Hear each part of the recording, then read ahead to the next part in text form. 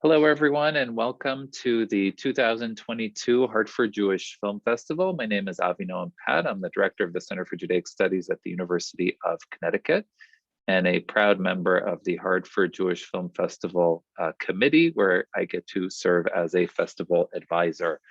I'm very pleased to welcome you to today's program, which is a real talk discussion with Professor Dina Porat in conjunction with our screening of the film Plan A.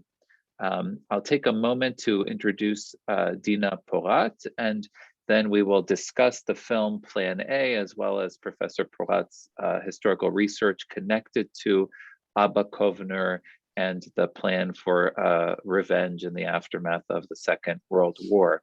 We will also have plenty of time for Q&A and discussion after the presentation. You have been muted as part of the program to minimize disruption, but we'll be able to use the chat function at the bottom of your screen for questions and discussion. So Professor Dina Porat is head of the Kantor Center for the Study of Contemporary European Jewry at Tel Aviv University, where she previously served as head of the Department of Jewish History and the Rosenberg School for Jewish Studies, and held the Alfred P. Slaner Chair in Antisemitism and Racism. Since 2010, she has served as the Yad Vashem chief historian. Porat has received prizes for some of her numerous publications, including the National Jewish Book Award for her biography of Abba Kovner, which was published by Stanford University Press, and the Bahat Prize for her new book on Jewish revenge after World War II, which we will discuss today. She was Tel Aviv University's Faculty of Humanities Best Teacher for 2004, received the Raoul Wallenberg Medal for 2012, is on the Marker magazine's 2013 list of 50 leading Israeli scholars, and the Forbes list 2018 list of the 50 leading Jewish women in Israel. She has been a visiting professor at Harvard, Columbia, New York, Venice, and Hebrew University. She served as an expert on Israeli Foreign Ministry delegations to the United Nations World Conferences, and as the academic advisor of the International Task Force on Holocaust Education, Remembrance and Research, now the International Holocaust Remembrance Alliance. Her most recent book, which we are going to discuss today, is called Vengeance and Retribution Are Mine, the Yishuv, the Holocaust, and Abba Kovner's Avengers.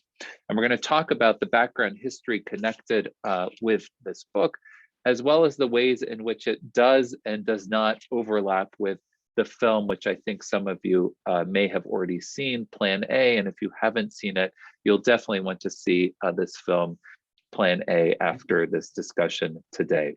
So Dina, thank you for joining us here virtually in Greater Hartford. It's a pleasure to welcome you here today. Thank you. Thank you for having invited me. Thank you to all the organizers. Please, I'm ready to hear your questions. So I don't know how many people who are joining us today or who will be watching this video have seen the film Plan A or are familiar with the history of Abba Kovner and his group of Avengers in the aftermath of the Holocaust. So I'm wondering if you can start by sharing a little bit of the background history that you cover in the book and how it relates to what's covered in the film. Yeah, I think that's a good idea. And I would like to share with you that in Israel as well, the place, the state where most of these Avengers lived and raised their families after the war, the story is not known. This story is hardly known. Here and there, people heard about it. There are some rumors, there are some legends running around. But whoever doesn't know much about it is in good company. Not many people knew, and now there is a lot of interest in the issue. I wonder why. What is the cultural or the social change that gives a venue or serves as a basis for this interest? For instance, in Frankfurt, the Jewish Museum in Germany, an exhibition on revenge has just opened in Purim of all holidays. And a book about the philosophy of revenge has been published there.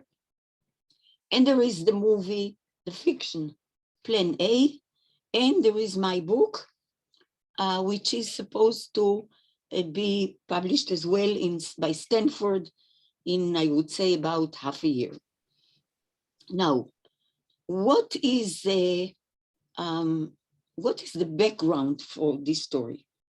And first of all, what is the framework we are speaking about? We are speaking about a group of 50 young men and women, young towards the end of their teens and the beginning of the 20s. So they are really young. Most of them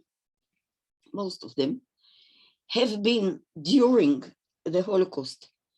They have been either partisans in the forests, underground members in the ghettos, ghetto fighters, and if not, active and responding to the situation in other ways, like jumping off trains or running away from the Death March.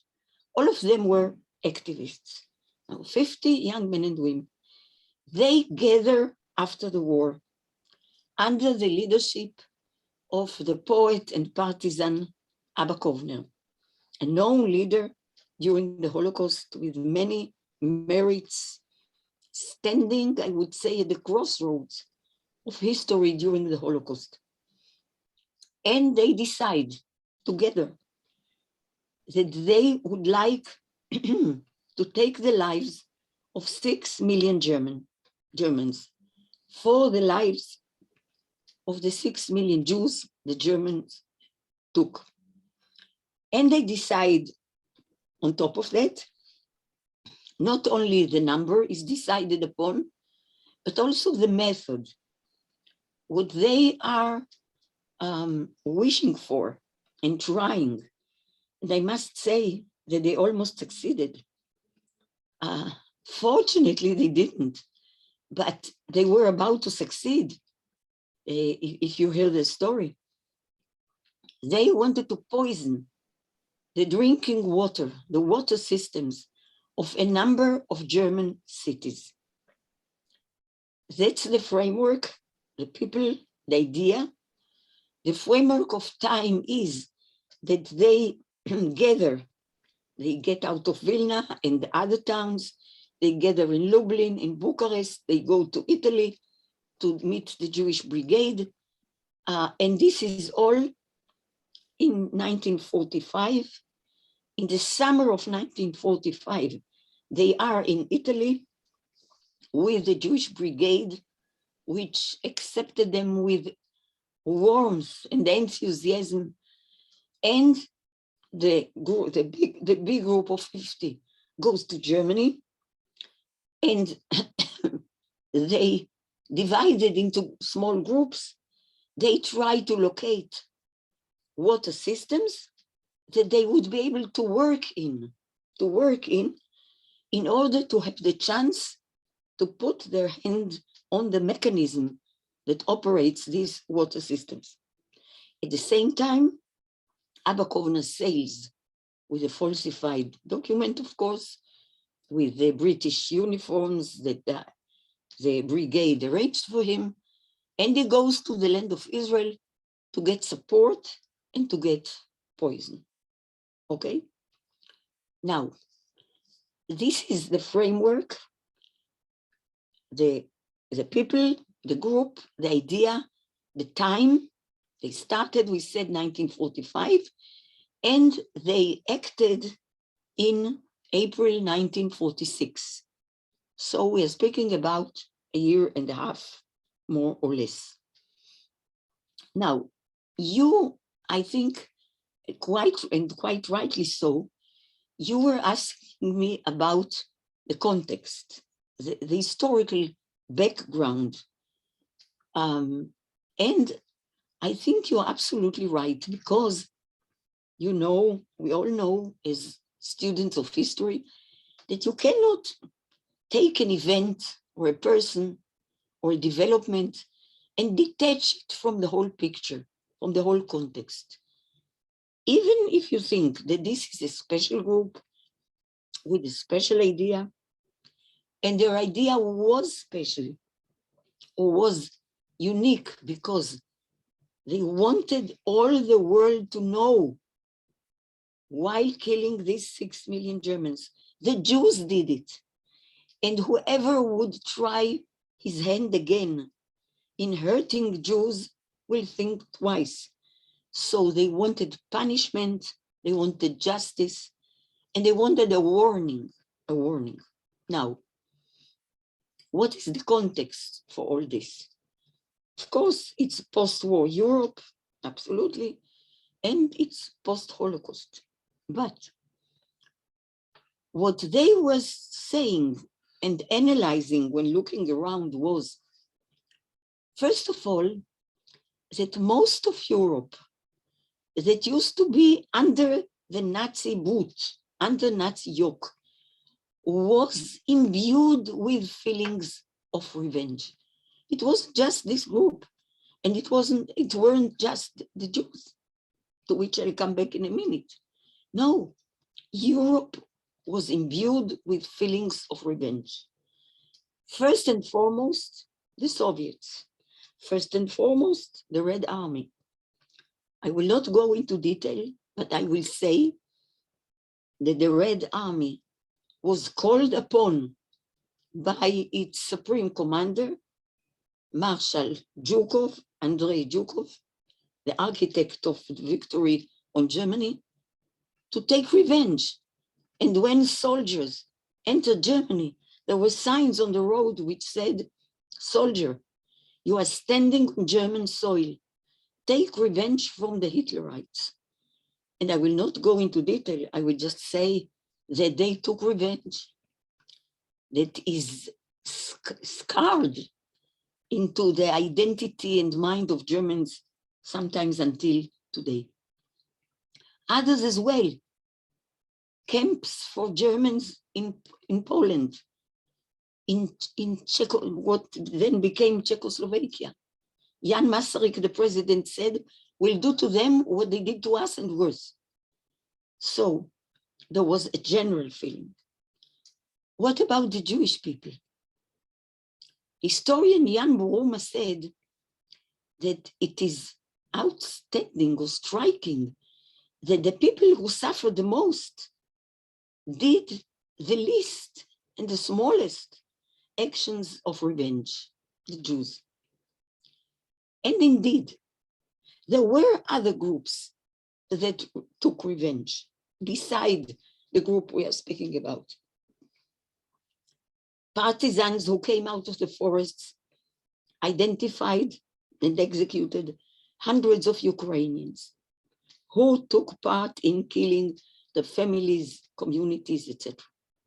In Vienna, there was a group that came from Poland, Nasza Grupa, executed some dozens of Austrian war criminals, identified. The Jewish brigade in the north of Italy, 5,000 soldiers who came from the land of Israel to fight under the British Army, had a small unit that at night was taking Germans and Austrians out of homes, identifying them, strangling or shooting and throwing the bodies away, 100, 150 of them. But all these groups and other individual actions of revenge were always upon identification, not par hasard. While our group, the group we're speaking about, wanted to kill 6 million unidentified. And they knew it would include women and children and the elderly, because most of the men were either in the army or killed or in prison. There was such a shortage of men. And they wanted it symbolically, the Jewish people against the German people, vis-a-vis the German people. So that's a different story. And this is why it's a different group. Now, when they took a look at the post-war post-war European situation, they had a number of observations, which I must say were absolutely right. It's not only the Holocaust that was their motivation and their blazing passion. They looked around and saw that Germany, which was supposed to be punished by the four powers that divided it, and by a plan, the Morgenthau plan, to denazify, to no armaments, no heavy industry. This plan quite quickly was substituted for another one, the Marshall Plan, which rebuilt Germany. The United States wanted Germany as a barrier between the United States, the West, and the Soviet Union. The Cold War started not long ago after the World War ended. So Germany was being rebuilt. So where is punishment? Where is some justice? Also, there were the Nuremberg trials, and you could say, here is justice. But no, the Holocaust as such, as a crime in itself, was not dealt with in the Nuremberg trials.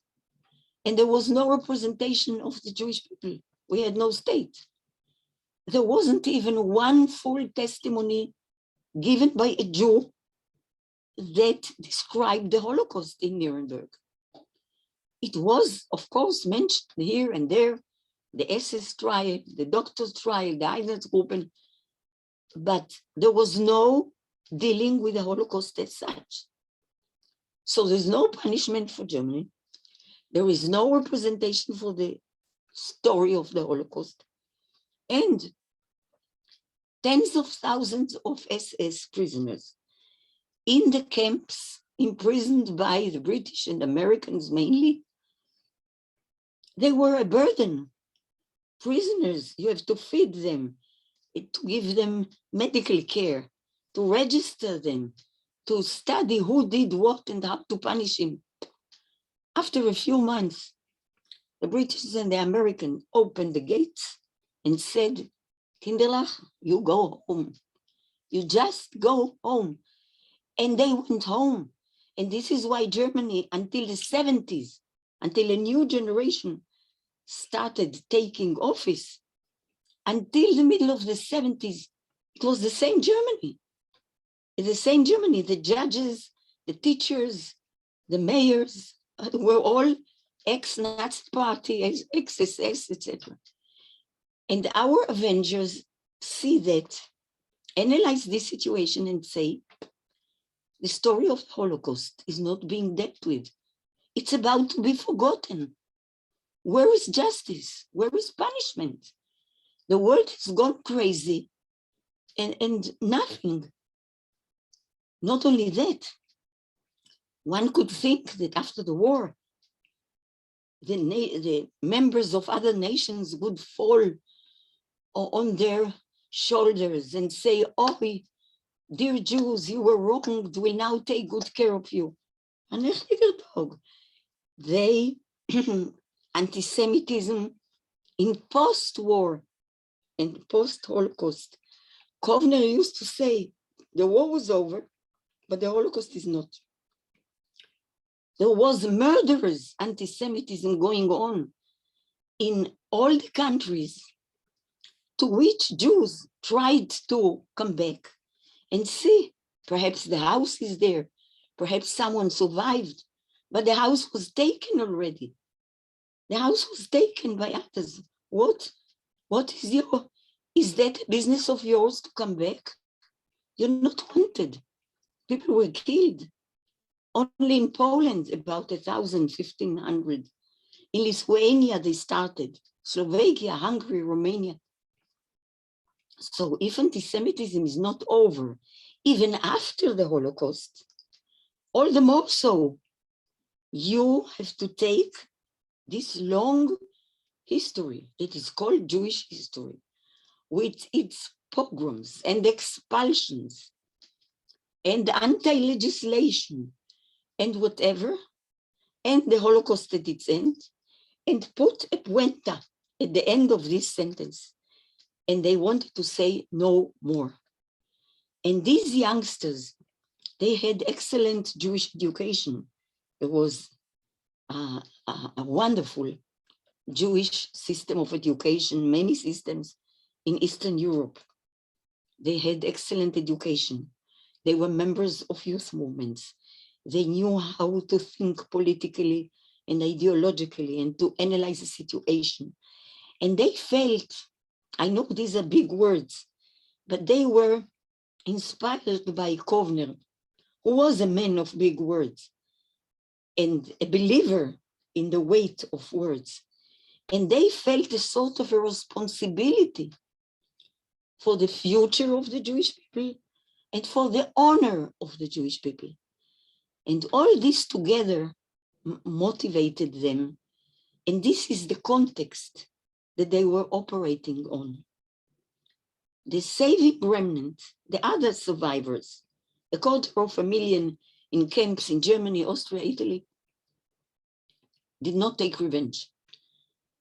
There was no formal decision. There wasn't any committee that sat down to think, yes, revenge, no. They just decided to go on, to marry, to remarry, to have children, to have new children. Rega, sorry. Oi, oi. Oh. It's okay. Sorry, that's the time our sons and grandsons are calling. The saving remnant did not take revenge. They looked onward. And so did the Zionist leadership in the land of Israel. Kovner comes to them in the summer of 1945. Now, when they met the Jewish Brigade, they started speaking a bit about the 6 million. And in 5 minutes, they knew that there is strong opposition to this crazy idea. And no one would support it.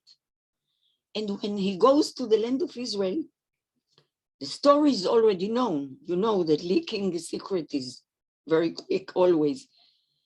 But in the land of Israel, no leader would hear about 6 million.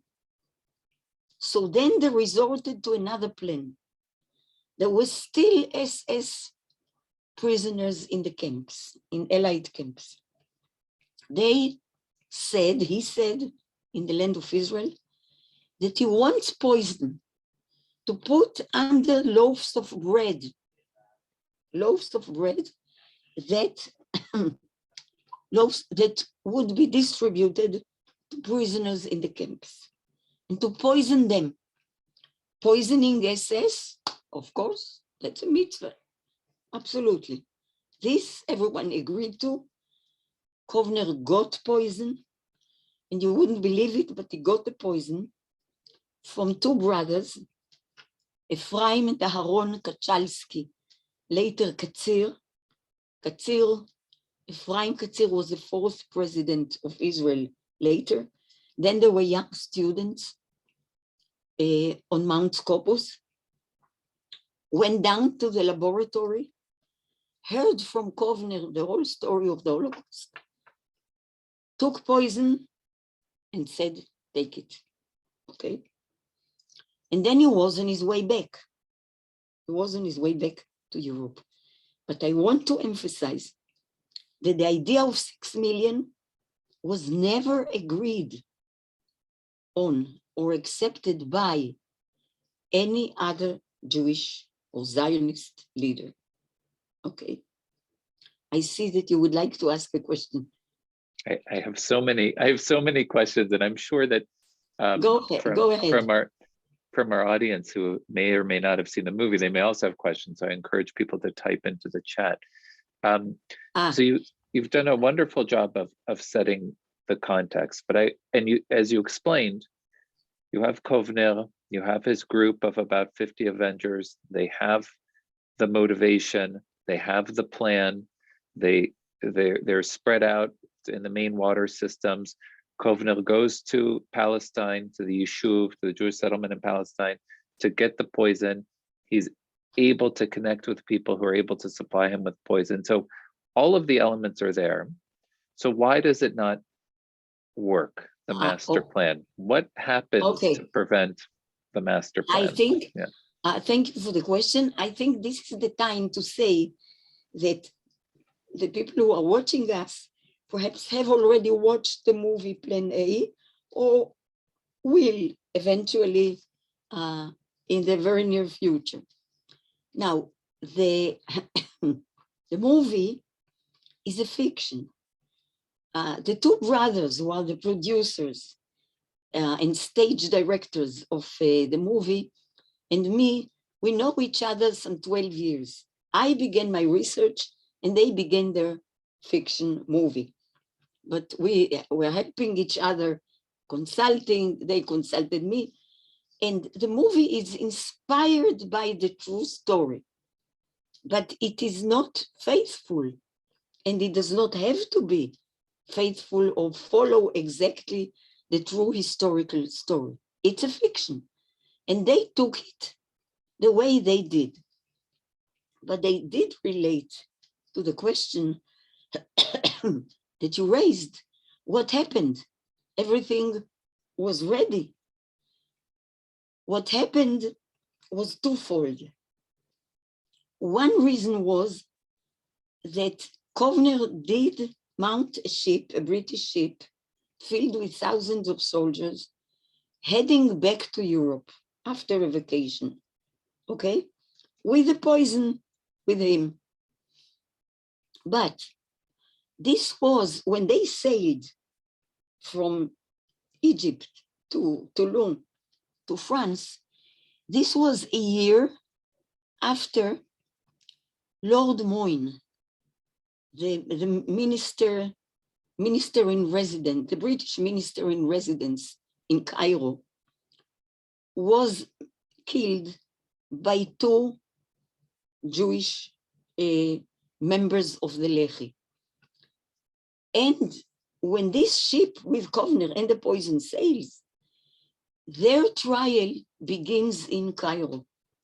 And the British are nervous and they are afraid of another assassination or attack or whatever.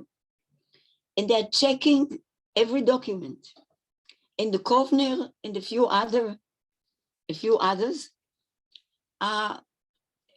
were given, again, falsified documents, British uniforms, but our Kovner doesn't know a word of English. And our Kovner is a poet, and he forgot what is the name on the what is his name on the falsified document.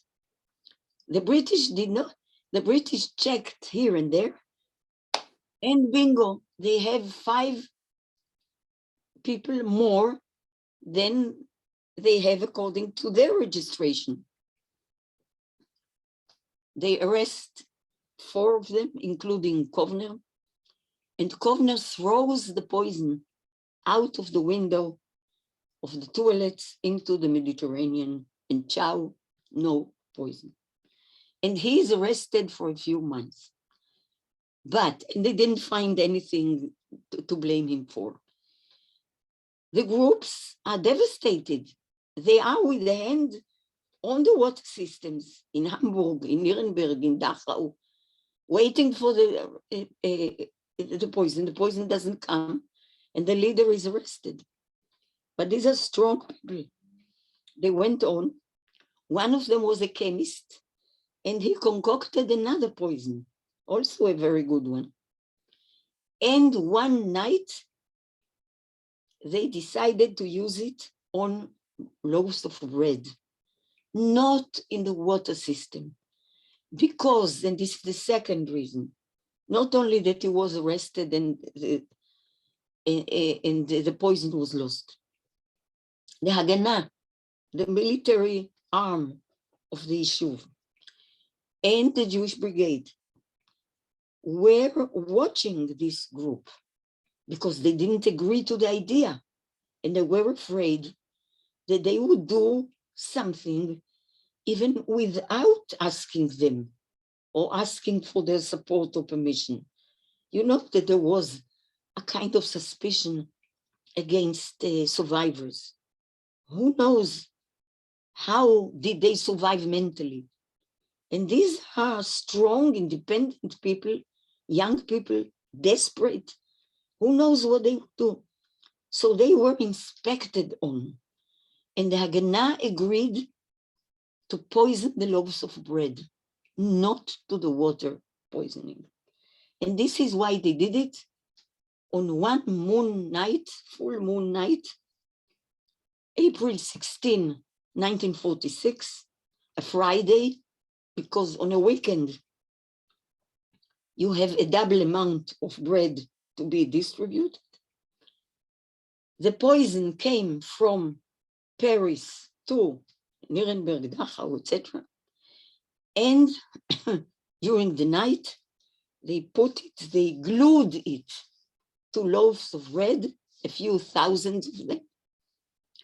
In the camp near Nuremberg, there were 12,000 prisoners. They glued 3,000 loaves of bread, okay? A quarter of a bread to each prisoner. You have a full camp. But as they very sorrowfully discovered, no one died because there weren't professional killers or professional users of poison. Arsenic, it has to be moved all the time with hot water, otherwise it sinks down. They didn't handle it properly. They didn't handle it. And the Americans saw the next day that the camp people are sick. People got sick and blind and with pains. They took all of them to hospitals and saved them all. So the plan did not succeed. And then the Haganah sent them to Israel to have this headache of her head. But 2 more points. These people, today there is just one left to is 102, and 2 ladies, 2 Grazias, who are 98. All the rest I interviewed, I knew them along the years, but they are not with us anymore. But along the years when I was writing, I invited them to events, to lectures. They were always welcome with such warmth and with such enthusiasm. But the plan was not supported. The issue was against them. What's this warmth suddenly all about? I would say that Israeli society and Israeli state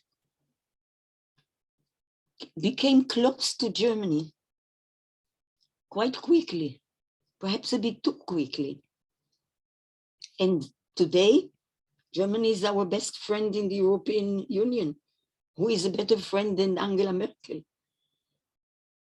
This rapprochement with Germany, people understand it and take part in it, but they don't like it. The Holocaust is very much remembered here every day. Every day. You don't open an Israeli newspaper without the Holocaust being mentioned at least twice a day, and the radio, and the TV, and the survivors, and the neo-Nazis, every day. So this group today serves, I would say, like a road sign, a red road sign that says stop. We tried to stop, we didn't succeed, but please think and rethink that Germany was never punished. The German nation was never punished. And therefore, I think they are very welcome. Also, an important point is that the leadership of the Yishuv also wanted revenge. I found material where they speak about revenge. The same leaders who did not let them execute the plan, because they did get a decision. And Ben-Gurion said the following. When he met the Avengers, he met one of them, and he said, "Will 6 million dead Germans bring back to me my 6 million dead Jews? If not, I'm not interested." And when Ben-Gurion was not interested, nothing happened, as you know. The Zionist leadership had two goals: to bring in the survivors. No one else wanted them in any place on earth, destitute and sick, and to work towards having a political entity, a state after the war. This was their goal, looking to the future, not dealing with the past. And of course, they thought, revenge is not such a nice thing. It's, as we say in Yiddish, es passt doch nicht. It's revenge is done without a trial. You take the law in your hands. I found very little, such a small number of books about revenge, not only by Jewish writers, anywhere in the world.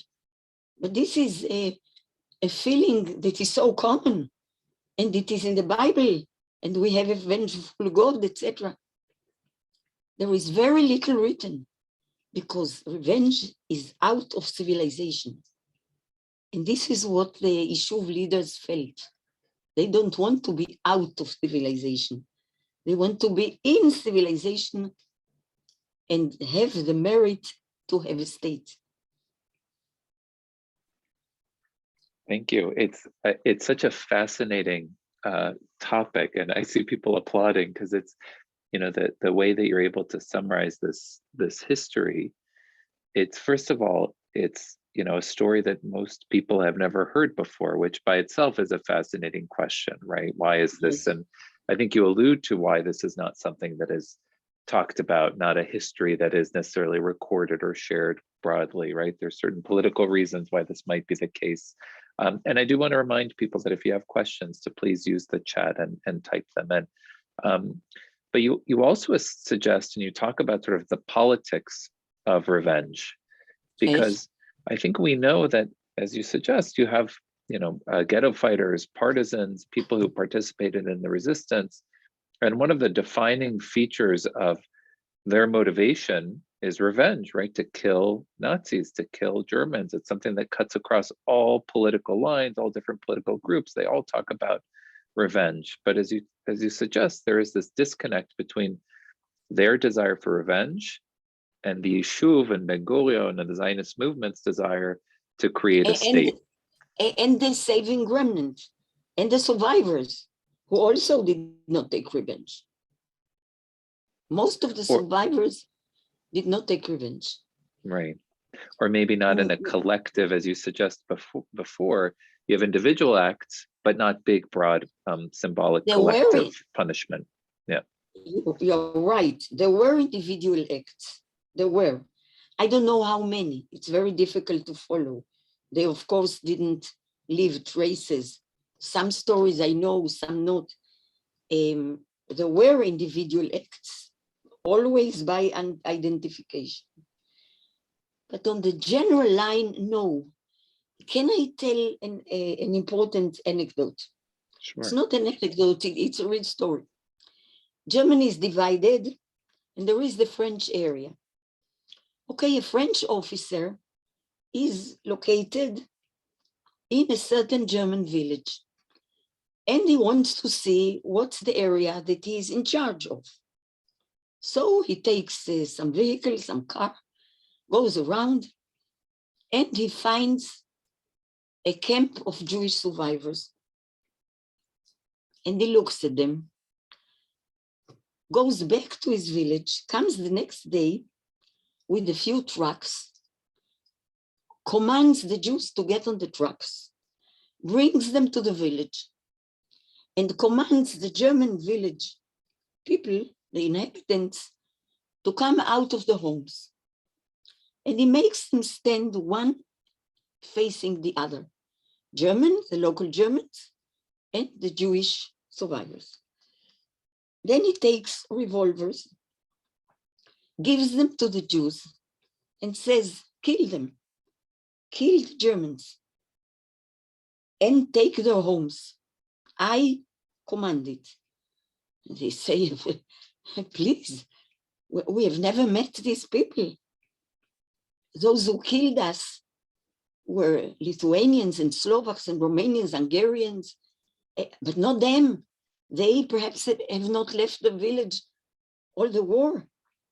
And we spoke about men not being there. There were women and children and the elderly. They said, sorry. And he said, but look at yourself. You are sick, you are thin, you are skeletons. You have no clothing, you have nothing. And look at them, fat and well fed. Kill them. It's the minimum. And take the homes. They said, sorry, we don't do such things.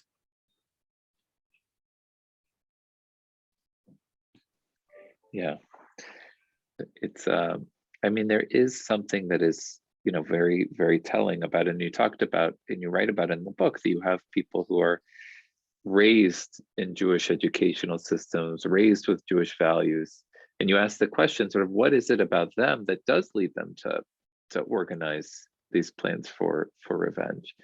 But as you suggest, and I think you even point this out in the book, that for Ben-Gurion and the Yishuv, the ultimate revenge is the creation of the Jewish state.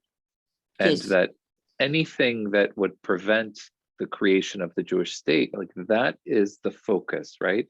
And if this plan for killing 6 million Germans had succeeded, the state of Israel wouldn't have come into existence, right? No. Or Ben-Gurion's calculation was it would have prevented the creation of the state.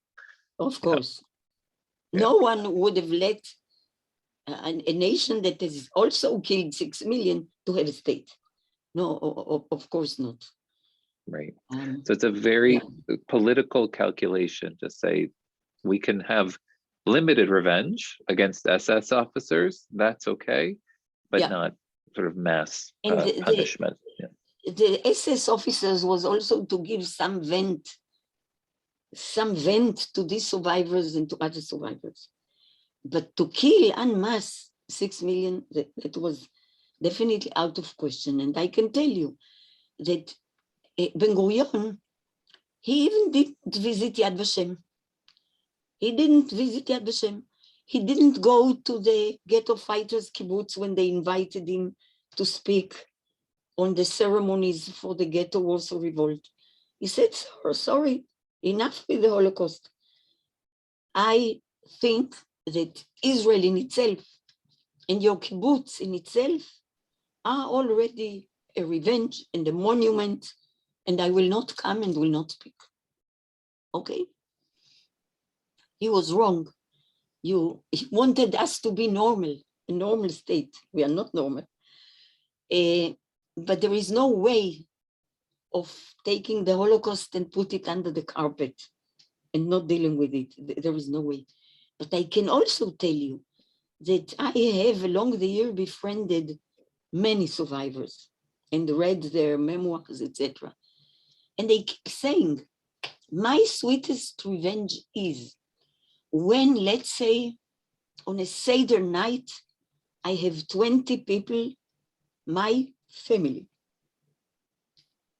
That's revenge. Right. And you can think about also, and I do want to get to some of the questions that are coming in, but also, you know, if you look at sort of in many cases, the Haredi response, right, to the Holocaust, right, is the continuation of Jewish religion, the continuation of the Jewish people, repopulating the Jewish world, right? That is also a response in a sense. So you mentioned before, and I'll go to the first question that's come in. You mentioned before the centrality of memory of the Holocaust to Israeli national identity today, and which it very much stands in contrast, I think, to Ben-Gurion's idea of sort of where the Holocaust should be and not focusing on it. And now it's a very central component of Israeli national identity, both for, you know, descendants of survivors and those who are not descendants of survivors. It's a core part of Israeli national identity. So we have a question that's come in, you know, with that context, what do you make then of the rise of far-right neo-Nazi parties in Hungary and Austria and Germany, and the contrast between sort of Angela Merkel and liberal politicians in Central Europe to showing commitment to accepting accountability, Holocaust education, the ideal of never again, versus sort of the rise of Holocaust deniers, neo-Nazis. No, it's not Holocaust deniers exactly. The heydays of Holocaust deniers, of the gross denial, were the 80s and the 90s. Today, this core group of deniers is either old or out of business. It's now we are speaking not about Holocaust denial, but Holocaust distortion, about telling the story, retelling the story as nationalist. It's not just far right in Eastern Europe. It's nationalist ideas, nationalist feelings. It's Poland, it's Slovakia, it's Croatia, it's Romania, Hungary. The Ukraine had a law against defaming their part in the Holocaust. And the story that all those tell today is not denying the Holocaust. They say there was a Holocaust, but Jews were victims and we were victims. That's point one. They were victims, but we helped them. That's point two. Zelensky is speaking today about the Ukrainian righteous of the nations. And he forgets all those who were not righteous at all. And these were most of the Ukrainian population. So we both were victims. We helped you. And our heroes today are those who were national leaders or national activists. They were, but they were pro-Nazis and anti-Soviets. Today, in the post-Soviet area, they are the heroes. And the Jewish community says, what do you put on a horse in the middle, in the square, in the middle of town, a person who was at the head of the unit that killed Jews? Said sorry. They say sorry. These are our heroes. So it's not Holocaust denial. It's a retelling of the story the way East Europe sees it now. So with that sort of context, I mean, it does point to the challenges of Holocaust distortion, but also how important it is to get the facts correct, right? To present the history in a very accurate manner, because we see how it can be distorted. We see how it can be politicized, how collective memory can be shaped by the needs of the present political moment. So it does raise a question for me, which is, we have a movie like this, right, where it's inspired by true events. But as a historian, and I know they consulted with you, what is your takeaway of, you have a book that has the historical, the accurate record based in archives, based in interviews. What's your reaction to sort of seeing, some fictionalization? It happens all the time, Hollywood, this is not necessarily Hollywood, but where you take something that is true events, but then you fictionalize it to a certain extent to make it, more acceptable for a broader audience, to condense it for a broader audience. But it's still a distortion, no? Well, yes and no. You know that Professor Alvin Rosenfeld of Indiana has a very good book that is called The End of the Holocaust.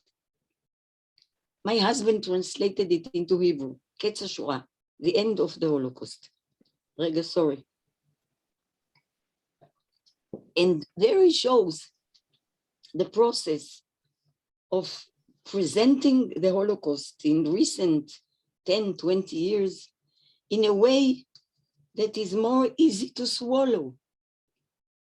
In poetry, in movie, in fiction, in drama, in whatever, in all sorts of events and presentations and expressions. Not the true facts that are very hard to swallow. The true story of the Holocaust is a cruel one. It is difficult to study it. It is difficult to look really and accept the facts. For Jews, certainly, and for those who did it, the perpetrators and the perpetrators' sons. This is why they tell another story, because it's difficult to admit that this was done. And so you have a whole host of representations that are milder, easier to swallow, different books, dramas, etc. Now, this movie is a fiction, but it doesn't go in the easy way. The story is a difficult one. The story is a difficult one. The figures, the protagonists are all very painful, very detached of life, survivors. They want to work with the Jewish brigade, but the Jewish brigade goes its way and they have to go their way. So it is a movie that does show the difficulties. I'm not the one to judge it because it's a fiction and it's their right to have a fiction, but it is not an easy one. It doesn't go down the easy way to say puti muti and no. Yeah, it's so interesting, this point that you make about sort of the ways in which Alvin Rosenfeld talks about how as the Holocaust becomes sort of more discussed in the public sphere, it doesn't necessarily become trivialized, but it becomes something that is there to be used for various purposes and for political purposes as well. And as you alluded to, in the past couple of weeks, we have seen these invocations of the memory of the Holocaust in many different ways, both sort of, Putin's grand lies to denazify Ukraine as a justification for the invasion, and also Zelensky invoking the memory of the Holocaust to rally the defense of the Ukrainian nation and everything in between. So it's, it does sort of support Alvin Rosenfeld's point that it is so widely dispersed, available now in the public sphere that it can be used by any political viewpoint. So this has been a fascinating conversation. I don't know if there are questions that have come in, or maybe I have time for one additional question. Ronnie, I see your hand, so I'll let you unmute to ask your question. Hold on, there you go, Ronnie, go ahead.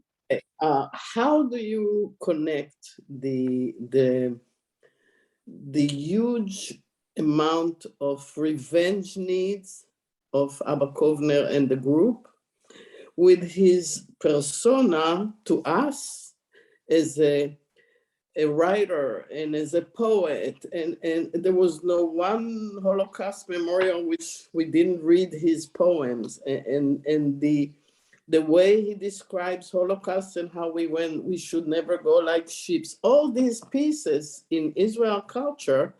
And then you see this movie that we don't always know. And then there's another movie which brings him in, the new Avi Nesher movie. Oh, that's let's take off the Avi Nesher now. Yeah, no, we won't talk about it. Story. Yeah, you're right. I'm sorry. That's another story. Yes. But regarding, I think you definitely have a point. But the discrepancy is not only between his persona and the wish for revenge, but between the persona of all these 50 young women who were educated with values, youth movement members. They were guides, they were madrichim in the youth movement, educators, and they wanted to kill because their mind after the Holocaust and seeing the injustice and seeing the Holocaust being faded away and not dealt with upset them to the last point. I understand that. But I'll tell you something else. I told you the story as the facts are, and it took me 10 years to find the full facts. I published other things in the middle, but 10 years to find the whole myself. Kovner throws the poison out of the toilet window. Now, he's being arrested, that's true. But had he really wanted the poison to come to Europe, he could have divided it. It was in a few boxes. He could have given the other soldiers who were with him a box to each, or throw half, or tell them, you know what, here is an address in Paris. You bring them this to do something, to have the poison survive the arrest. But he didn't. He threw it all out. And I think That's a key. the months, I don't have any proof for that, but I think that the months that he spent in the land of Israel, he came in August and he left in December. These were 4 long months in which he saw the atmosphere in the country, building, future, new settlements, children being born, future, not past. He threw the poison out. Okay, good. Yeah. Good. Yeah. Interesting. Okay. But we Sorry, Ronnie. I think I clicked you. You muted yourself. Sorry, Ronnie. I don't know if there are any additional questions. I want to thank you, Dina. It's really been an incredible discussion, incredible conversation, and you've added so much to our thinking about this history, and also to asking questions about why there are certain things we remember and certain things that are forgotten. What are the components of history that are recorded, and which are the ones that are not recorded, and what are the reasons for why that may happen? I know that some of our audience has seen Plan A. For those who have not, I would encourage you to go and see the film, and then you can rewatch this discussion and think about some of the points that are raised. So please, if everyone can join me in a virtual round of applause. Thank you, Dina Porat. thank you. And the link for tickets is in the chat, hjff.org. Thank you again, Dina, for being here. Thank you, everyone, for joining us today for this program. Thank you to the Hartford Jewish Film Festival. Everybody, stay healthy, stay safe, be well. Sei gesund. Amen.